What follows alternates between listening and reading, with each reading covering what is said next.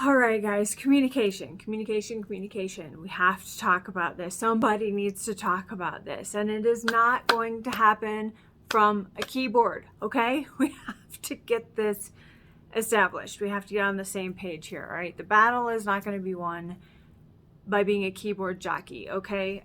It is important that we have these discussions, podcasts, different ways of where we are engaging with people who are actually communicating, and bouncing around different ideas, right? Innovation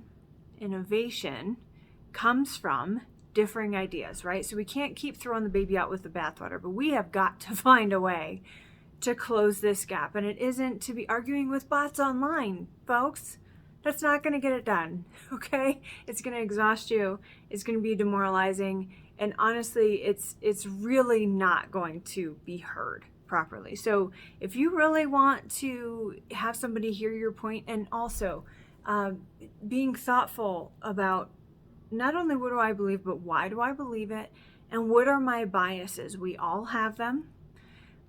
So to put together and formulate a very thoughtful adult discussion where we are able to communicate differing ideas with respect to one another.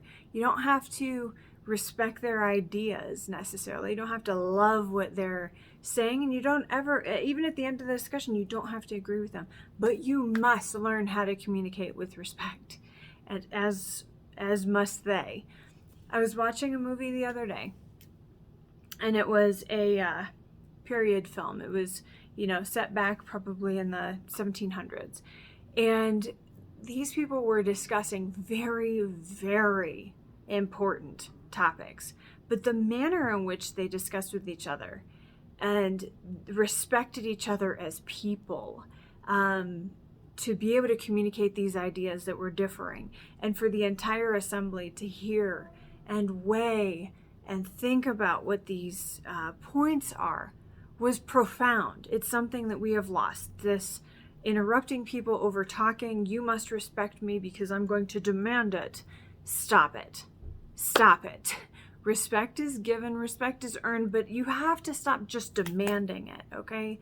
That is not a way to communicate. If you communicate thoughtfully and respectfully, no matter who is observing it, I promise you will look like the one with greater intelligence. Even if your point is not one that a lot of people agree with, the manner in which you communicate is critical.